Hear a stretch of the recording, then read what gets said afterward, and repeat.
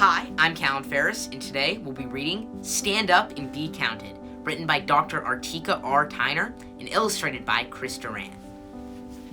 Summer was Nia's favorite time of the year. She loved the Mississippi summer sun, the dust from the red dirt under her bare feet, and her aunt's big blue house. "Auntie, Auntie!" Nia shouted with joy as she ran through the front door. Aunt Geneva greeted her with a heartfelt hug and a gentle kiss on the cheek. Nia looked at the stack of papers. "What are you working on, Auntie?" "These are reminders for our neighbors about the U.S. Census. I want to make sure everyone in town is counted," Aunt Geneva shared. Nia asked, "What is the census?" Aunt Geneva replied, "The census means counting every member of a community. When we count the people in our community, it makes our needs more visible. Every 10 years, the community is counted. It's important to try and count everyone, no matter what their age is or where they come from," Aunt Geneva said. "Counting everyone helps communities remain connected and strong." Nia pondered who would be counted. She asked, "Will my little sister Pearl, Uncle Ronnie, and my cousin Paul be counted? What about my teacher, Miss Jackson, and your puppy Sprinkles?" "Not Sprinkles, but the entire family, your school teacher, and friends will be counted. It is important that they're counted because that way each community gets the resources it needs. It's about equality," Aunt Geneva said. Nia learned about equality at school. She beamed with pride as she said, "Equality is about being treated fairly." Aunt Geneva gave her a reassuring nod. "Let's go deliver these reminders to our neighbors," Aunt Geneva said. Aunt Geneva began to hum "People Get Ready" as she pulled the wagon.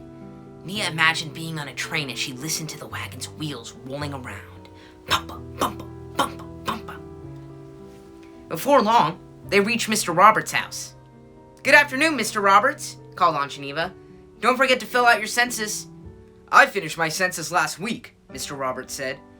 "I want my grandchildren to be counted. Their school wants to add a new science lab and music center." Aunt Geneva winked at Nia. That was one family counted. Their community had many more voices that needed to be heard. Nia and Aunt Geneva walked down the winding road to Mrs. Taylor's house. Mrs. Taylor was sitting on the porch, sipping sweet tea with her friends. Aunt Geneva asked, "Mrs. Taylor, has your family been counted?" "Yes, ma'am, they have. Did you know our closest hospital is over an hour away? That's a long way to drive when there's an emergency. We need to build a hospital closer to our town."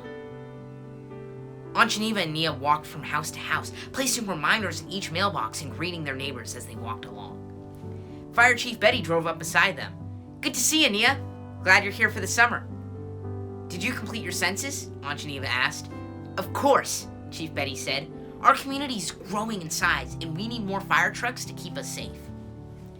Nia and Aunt Geneva continued on their journey. Nia's feet ached from walking, but she was proud to be part of something important. Once they handed out their last reminder, Nia announced, "We did it!" Aunt Geneva smiled. "Yes, we did it, with the support of our neighbors, families, and friends." "The census will make sure that we can build a better community. Billions of dollars are given to help communities like ours all over the country," said Aunt Geneva. Nia declared with excitement, "I can't wait to share everything I learned today when I get home. I want to help my community be counted in the census." Remember, no matter who you are or where in the country you live, you count, I count, we all count. The end. Thank you all for reading with me today.